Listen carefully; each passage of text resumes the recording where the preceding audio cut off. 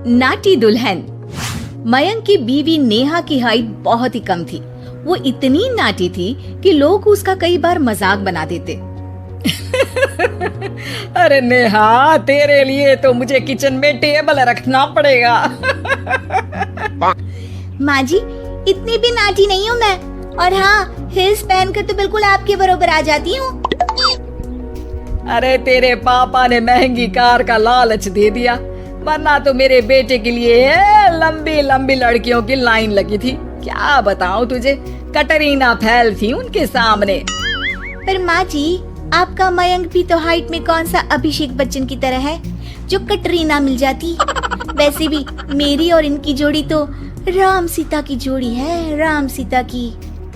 एक दिन सभी खाना खा रहे होते हैं, तभी माँ, दाल बहुत अच्छी बनी है, जरा और देना। रुको जी, मैं लेकर आती हूँ, किचन में है, वैसे भी मैं खड़ी ही हूँ। ये सुनकर सास हंसने लगती है। तुम खड़ी हो या बैठी, एक जैसी लगती हो। बस कीजिए जी, अभी हिल्स नहीं पहनी है, वैसे भी हिल्स पहनती हूँ तो आपके बराबर ही लगती हूँ। एक दिन नेहा सब्जी लेने बाहर निकलती है तो पड़ोसन कहती है, अरे देखो देखो कितनी नाटी है, मयंक तो दिखने में अच्छा है, हाइट भी ठीक ठाक है, फिर क्या जरूरत थी ऐसी नाटी बहू लाने की। दहेज बहन, दहेज, अंधे हो गए थे पैसों के पीछे, अब करे जगह साई।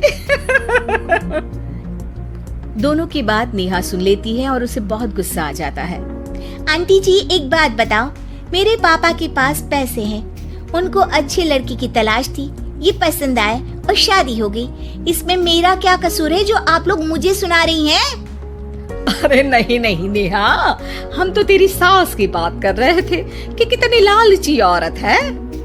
देखिए, वो लालची नहीं है, हाँ, उनकी कुछ शौक है जो वो अपने बेटे से पूरा करवाना चाहती है, और देखा जाए तो उसमें उनकी गलती भी क्या है भला। अगर इन्होंने मुझसे शादी की है तो जरूर कुछ न कुछ तो अच्छाई नजर आई होगी ना। और अब ना तो मैं आपकी बहू हूँ और ना ही आपके रिश्तेदारों को मुझसे मिलना है, फिर ये बात समझ नहीं आई कि आप इतना परेशान क्यों हो रही हैं। ये बोलकर नेहा वहाँ से निकल जाती है। नेहा, चलो तैयार हो जाओ, हम लोगों को एक पार्टी में जाना है। नेहा तैयार होकर पार्टी में जाती है, जहाँ मयंक का दोस्त उससे कहता है, अरे मयंक, तू लकी है यार, तेरी बीवी की हाइट इतनी कम है कि तुझे बच्चे की जरूरत ही नहीं है, भाभी ही बच्ची जैसी है। और मयंक, मेरी बीवी इतनी कम हाइट की हो ना तो मैं तो घर से बाहर ही ना निकलूं, कहीं फुदक कर चली गई तो लेने के देने पड़ जाएंगे। सभी नेहा पर हंसने लगते हैं। तभी पार्टी की जगह पर आग लग जाती है। अरे भागो यहाँ से, जल्दी करो, निकलो यहाँ से। अरे लेकिन बाहर के दरवाजे पर ही आग है, अब कैसे बाहर निकलेंगे, कोई रास्ता भी नहीं है। अरे रास्ता है ना, अगर कोई इस खिड़की से बाहर निकलकर अगर सामने के दरवाजे में आग को बुझा दे तो सब निकल सकते हैं। तभी नेहा उस छोटे से जरोखे से बाहर निकलकर आग को बुझा देती है। अरे वाह, भाभी जी ने तो आज हम सबको बचा लिया। वाह भाई वाह, बीवी हो तो ऐसी, अपने पति ही नहीं बल्कि यहाँ मौजूद सभी की जान बचा ली है इसने। भाई मयंक, माफ कर देना, तेरी बीवी तो सच में कमाल है। मुझे ये बात पता है और मुझे मेरी बीवी पर गर्व है। नेहा मुस्कुराकर अपने पति की तरफ देखती है।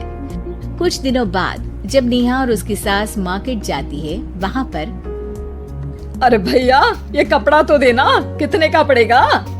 माता जी, ये तो बहुत महंगा कपड़ा है, लेकिन अब बस सिर्फ 2 मीटर ही बचा है, मेरे तो किसी काम का है नहीं ये टुकड़ा, तो आप 100 रुपया ही दे दीजिए। अरे भैया, तो मैं क्या करूंगी इस टुकड़े का, लेकिन वैसे है बड़ा ही सुंदर। तभी नेहा बोल पड़ती है, इसमें तो मेरी पूरी ड्रेस बन जाएगी। ये कहकर वो कपड़ा ले लेती है। अगले दिन नेहा वो ड्रेस पहनकर सास के सामने आती है। अरे वाह नेहा, ये ड्रेस तो बहुत ही सुंदर लग रही है, बड़ी महंगी होगी ना? अरे कपड़ा तो मैंने ही पसंद किया था, बस पूरा नहीं था तो इसने ले लिया। सिर्फ 200 रुपए की ड्रेस है ये पूरी। देखो माँ जी, नाटी होने का भी कम फायदा नहीं है। जैसे तैसे दिन कट रहे थे। सास और पड़ोसियों के मजाक बनाने का सिलसिला चल ही रहा था कि एक दिन मोहल्ले से जोर जोर से आवाज आती है, हाय रे मैं मर गई, भगवान मैं क्या करूं। अरे क्या हुआ? देखते हैं तो सभी एक हॉल के सामने भीड़ लगाकर खड़े हैं। मेरा बेटा प्रिंस गड्ढे में गिर गया है। पड़ोसन जोर जोर से रोने लगती है कि तभी वहां नेहा आ जाती है। रोइए मत, मैं प्रिंस को लेकर आती हूँ। ये बोलकर नाटी सी पतली सी नेहा गड्ढे में घुसकर बच्चे को बाहर ले आती है। अब क्या था, एक बार फिर नेहा के लिए पूरा मोहल्ला तालियां बजाता है। मुझे माफ कर दो नेहा, मैंने तुम्हारी हाइट का कितना मजाक उड़ाया था। कोई बात नहीं मौसी, प्रिंस ठीक है, ये बात है। अब वो दिन आता है जब सास नेहा की तारीफ करती है। वाह बहू वाह, तेरी तारीफें सुन सुनकर तो मैं खुश हो गई। आज तो तूने ये साबित कर दिया कि समाज में इंसान अपने रंग रूप और लंबाई चौड़ाई से नहीं बल्कि साहस और हौसले से काबिल कहलाता है। मुझे माफ कर देना बेटा।